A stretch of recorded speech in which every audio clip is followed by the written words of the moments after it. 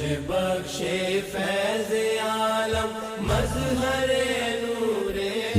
بخش فیض عالم مظہر نور خدا، ناقصاں پیر کامل کاملار رہنما۔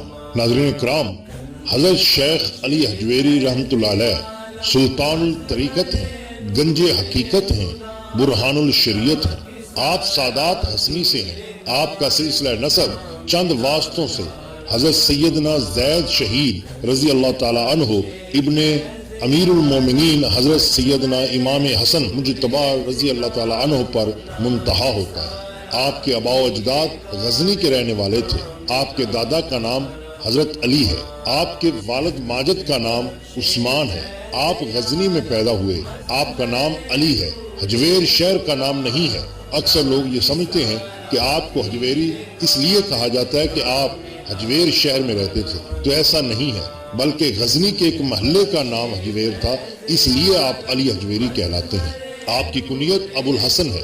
آپ داتا گنج بخش کے لقب سے پکارے جاتے ہیں۔ آپ کو داتا گنج بخش کیوں کہا جاتا ہے؟ اس کی وجہ تسمیہ کچھ یہ ہے کہ خواجہ خواجگان حضرت خواجہ معین الدین چشتی اجمیری رحمۃ اللہ علیہ جب لاہور میں رونق افروز ہوئے تو آپ کے مزار مبارک پر اعتکاف فرمایا۔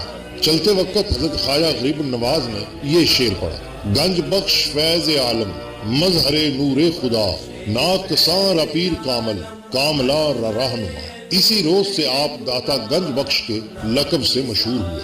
بعض لوگ تو آپ کو گنج بخش کے لقب سے ہی پکارا کرتے تھے۔ آپ علوم ظاہری کی تحصیل سے فارغ ہو کر علوم باطنی کی طرف متوجہ ہوئے۔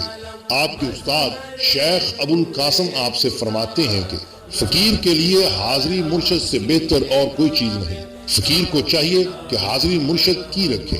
مرشد وہ ہوتا ہے جو کہ غواص ہو، نہ کہ متصل۔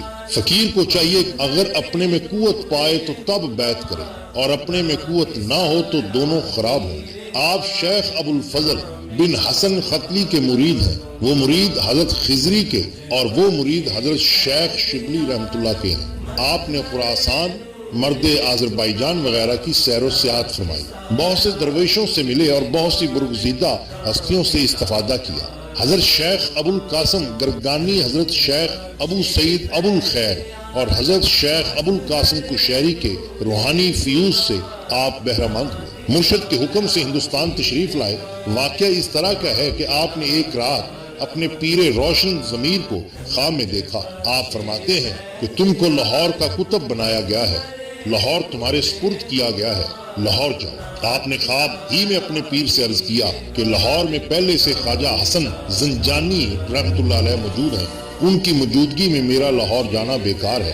آپ کے پیر و مرشد نے آپ کو جواب دیا کہ بحث و مباحثہ کی ضرورت نہیں، دیر نہیں لگانا چاہیے، جلدی روانہ ہو۔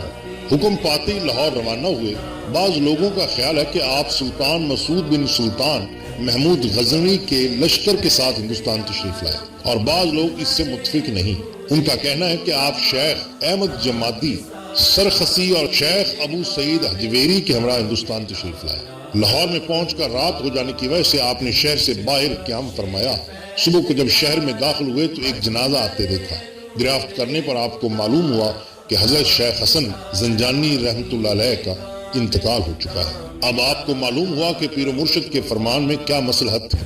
آپ نے لاہور میں مستقل سکونت اختیار فرمائی، تعلیم و تلقین اور رشد و ہدایت میں مشغول ہوئے۔ آپ نے سن 465 ہجری میں اس جہان فانی سے سفر دارالآخرت فرمایا۔ بعض کے نزدیک آپ کا وصال 456 میں ہوا۔ نزار پر انور لاہور میں فیض و برکات کا سرچشمہ ہے۔ آپ قطب زمانہ تھے، ذکر و فکر، مراقبہ و محاسبہ اور عبادت و ریاضت میں مشغول رہتے تھے۔ دنیاوی علائشوں سے پاک و صاف تھے۔ آپ کی ذات و صفات سے بہت سے بندگان خدا کو فیض پہنچا۔ آپ ایک عالم تھے۔ آپ نے بہت سی کتابیں بھی لکھی۔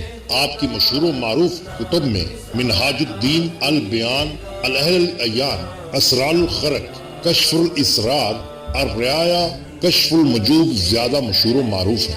محترم ناظرین، اب ہم آپ کے سامنے حضرت داتا علی حجویری رحمۃ اللہ علیہ کی چند کرامات آپ کے سامنے پیش کرتے ہیں۔ حضرت علی حجویری رحمۃ اللہ علیہ کے حالات میں مذکور ہے کہ رائے راجو نے جس طرح اسلام قبول کیا وہ اپنی مثال آپ ہے۔ واقعہ کچھ اس طرح سے ہے کہ روز ایک بوڑھی عورت اس طرف سے گزرتی جس کے سر پر دودھ کا مٹکا رکھا ہوا تھا۔ آپ نے اس عورت کو بلا کر کہا کہ تم اس دودھ کی قیمت لے لو اور یہ دودھ ہمیں دے دو۔ اس عورت نے جواب دیا کہ یہ دودھ میں نہیں دے سکتی، چونکہ یہ دودھ ہم کو مجبوراً رائے راجو جوگی کو دینا پڑتا ہے۔ اگر نہ دیں تو اس کا یہ اثر ہوتا ہے کہ جانوروں کے تھنوں سے بجائے دودھ کے خون نکلنے لگتا ہے۔ آپ اس عورت کی بات سن کر مسکرائے اور فرمایا اگر تم یہ دودھ ہمیں دے دو گی تو اللہ تعالیٰ کے فضل سے تمہاری گائیں بہت زیادہ دودھ دیں گی اور جانوروں پر بھی کوئی اثر نہیں ہوگا۔ چنانچہ اس عورت نے آپ کو دودھ دے دیا۔ آپ نے اس دودھ میں سے تھوڑا سا پی لیا اور باقی دودھ دریا میں پھینک دیا۔ جب بوڑھی عورت گھر واپس آئی اور شام کو جانوروں کو دوہا تو جانوروں نے اس قدر زیادہ دودھ دیا کہ سارے برتن ہی ماشاءاللہ بھر گئے اور دودھ ختم نہیں ہوا۔ یہ خبر آنن فانن قریب و جوار کے دیہات میں پھیل گئی اور لوگ دور دراز دیہات سے اپنے اپنے جانوروں کے دودھ آپ کے پاس لانے لگے۔ آپ کا یہ دستور تھا کہ آپ تھوڑا سا دودھ ان کے مٹکوں میں سے پی کر باقی دودھ دریا میں بہا دیتے، اور جب ان لوگوں نے گھر جا کر اپنے جانوروں کو دوہا تو انہوں نے بے حساب دودھ دیا۔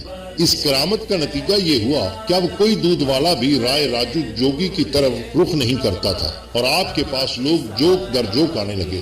رائے راجو جوگی کو جب اس بات کا علم ہوا تو وہ بہت پریشان ہوا اور آپ کی خدمت میں آ کر کہنے لگا دودھ تو آپ نے ہمارا بند کرا دیا ہے، اب میں آپ کا کوئی اور کمال دیکھنے آیا ہوں۔ آپ نے فرمایا کہ میں کوئی جادوگر نہیں کہ تمہیں کمال دکھا سکوں، میں تو ایک عاجز و مجبور انسان ہوں، باقی اگر تم میں کوئی کمال ہے تو دکھاؤ۔ چونکہ اس جوگی نے بڑی بڑی ریاستیں کی تھی اور مجاہدات بھی کیے تھے، وہ آپ کے سامنے ہوا میں اڑنے لگا۔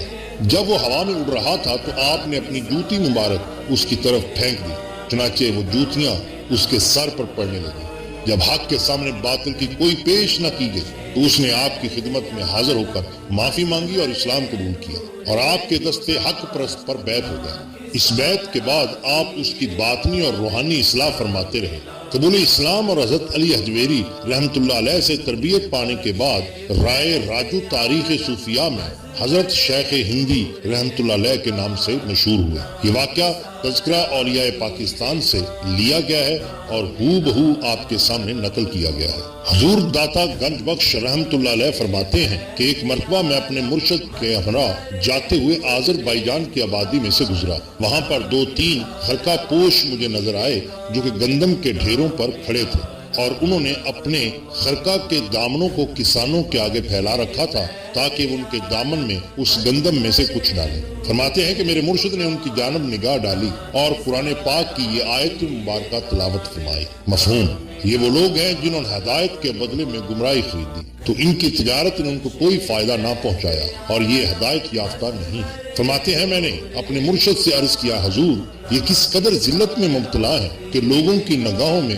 ذلیل ہو رہے ہیں۔ شیخ نے فرمایا ان کے پیر کو مرید جمع کرنے کی ہرس ہوئی ہے اور ان کو بھی دنیا اکٹھی کرنے کی ہرس ہو گئی ہے، اور کوئی ہرس کسی سے بہتر نہیں ہے، اور امر و حکم کے خلاف کسی کو دعوت دینا ہرس محض ہوتی ہے۔ یہ واقعہ حضور داتا گنج بخش رحمت اللہ علیہ کی کتاب کشف الموجوب میں سے آپ کے سامنے پیش کیا گیا ہے۔ کشف الموجوب میں حضور داتا گنج بخش رحمت اللہ علیہ فرماتے ہیں کہ ایک مرتبہ میرے ساتھ ایسا معاملہ پیش آیا کہ اس معاملے کو حل کرنے کی میں نے بہت کوشش کی مگر کسی طرح بھی یہ معاملہ حل نہ ہوا۔ اس سے پیشتر بھی میرے ساتھ اس طرح کا ایک معاملہ گزر چکا تھا، چنانچہ میں اس کے حل کے لیے حضرت با یزید بستامی رحمت اللہ علیہ کے مزار مبارک کا اس وقت تک مجاور بنا رہا جب تک کہ وہ حل نہ ہو گیا۔ آخرکار وہ حل ہو ہی گیا۔ میں نے اس مرتبہ بھی وہاں پر جانے کا ارادہ کیا اور 3 بار غسل کرتا، 30 مرتبہ وضو کرتا اور اس امید پر رہا کہ کشف ہوگا، لیکن مجھے کشف نصیب نہ ہوا۔ آخر ایک دن میں نے خراسان کے لیے رخت سفر باندھا۔ میں رات کے وقت علاقہ کے گاؤں کمس نامی میں پہنچا۔ یہاں پر ایک خانقاہ تھی۔ اس خانقاہ میں صوفیوں کی ایک جماعت موجود تھی۔ میں نے ٹاٹ سے بنا ہوا خرقہ پہن رکھا تھا اور تھکاوٹ بہت ہو چکی تھی۔ میرے پاس سوائے ایک عصا، چمڑے کے لوٹے اور ہاتھ کی ایک لکڑی کے اور کوئی سامان نہ تھا۔ ان صوفیوں نے مجھے بہت حقیر خیال کیا۔ ان کی نظروں میں میں بہت ہی حقیر دکھائی دیا۔ اس جماعت میں کوئی بھی میرا شناسا نہ تھا، واقفکار نہ تھا۔ مجھے دیکھ کر انہوں نے عام رواج کے مطابق آپس میں گفتگو کی کہ یہ شخص ہم میں سے نہیں ہے، اور بات بھی یہی تھی جو انہوں نے کہی تھی میں واقعی ان میں سے نہیں تھا، لیکن میرے لیے لازم تھا کہ میں اس رات اس جگہ پر قیام کروں۔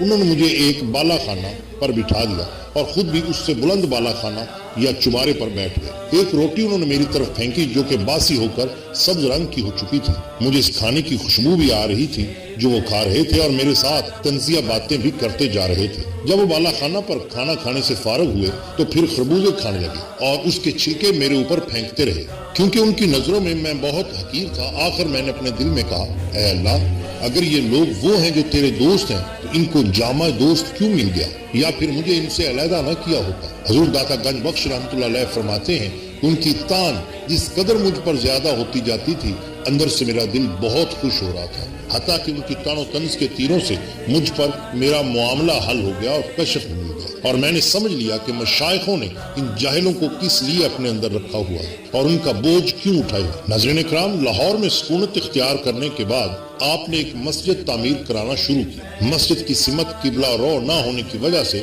وہاں کے علماء نے اعتراض کیا۔ آپ نے کسی کے اعتراض کا جواب نہیں دیا۔ اس مسجد کی محراب جنوب کی طرف معلوم ہوتی تھی۔ مسجد کی تعمیر کا کام ہوتا رہا۔ جب مسجد بن کر تیار ہو گئی تو آپ نے علماء مشائخ کو بلایا، آپ کی امامت میں نماز پڑھ لی۔ نماز سے فارغ ہو کر آپ نے حاضرین سے فرمایا، ادھر آئیے، ذرا غور کریے کہ کعبہ کس طرف واقع ہے۔ آپ نے توجہ فرمائی، جابات اٹھ گئے۔ سب نے دیکھا کہ کعبہ سامنے اور مسجد کی سمت بھی صحیح معلوم ہوتی ہے۔ ماشاءاللہ۔ ناظرین